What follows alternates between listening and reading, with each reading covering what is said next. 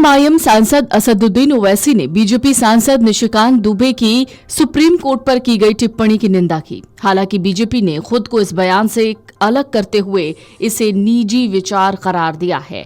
लेकिन इन सब के बीच में आपको बता दें, ऑल इंडिया मजलिस-ए इत्तेहादुल मुसलमीन के प्रमुख और सांसद असदुद्दीन ओवैसी बीजेपी के सांसद निशिकांत दुबे की सुप्रीम कोर्ट पर की गई टिप्पणी को लेकर जमकर बरसे।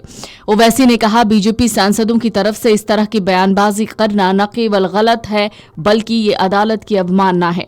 ये देश की संवैधानिक व्यवस्था को कमजोर करने की साजिश है।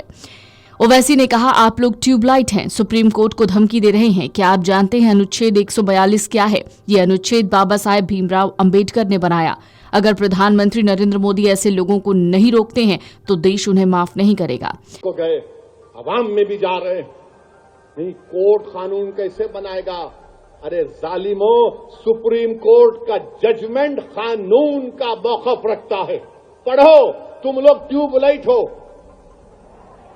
तुम लोग थम्स अप हो।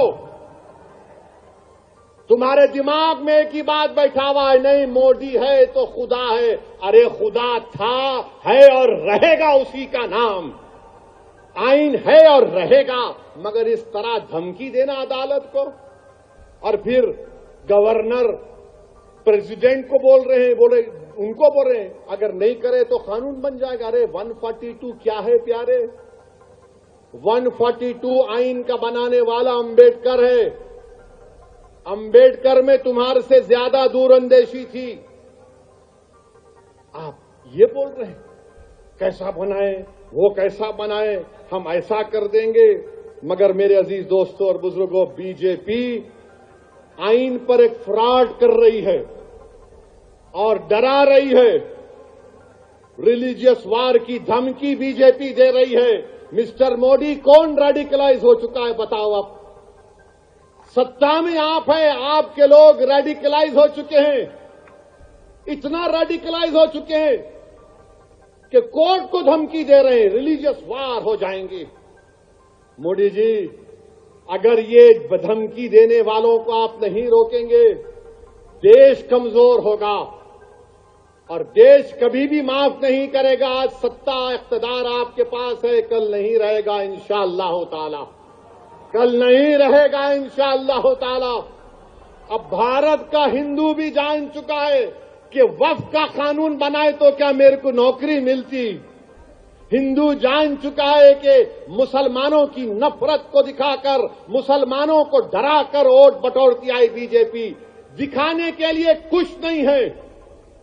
4.5-5% नौजवानों में बेरोजगारी है। उनके बेरोजगारी को दूर करने का कोई प्रोग्राम नहीं, मगर सिर्फ मुसलमानों को नफरत का निशान बना दो। बीजेपी सांसद निशिकांत दुबे ने कहा था कि सुप्रीम कोर्ट अपनी सीमाओं से बाहर जाकर फैसले सुना रहा है, वो संसद को दरकिनार कर रहा है। उन्होंने कहा, शीर्ष अदालत का एक ही उद्देश्य है, चेहरा दिखाओ, कानून बताऊंगा। अगर सभी मामलों में सुप्रीम कोर्ट ही फैसला देगा तो संसद और राज्य विधानसभाओं को बंद कर देना चाहिए। दुबे की टिप्पणियों में धार्मिक स्थलों को लेकर भी विवादास्पद संदर्भ शामिल था। उन्होंने कहा था, जब राम मंदिर या कृष्ण जन्मभूमि जैसे मुद्दे सामने आते हैं तो कोर्ट कागजात मांगता है।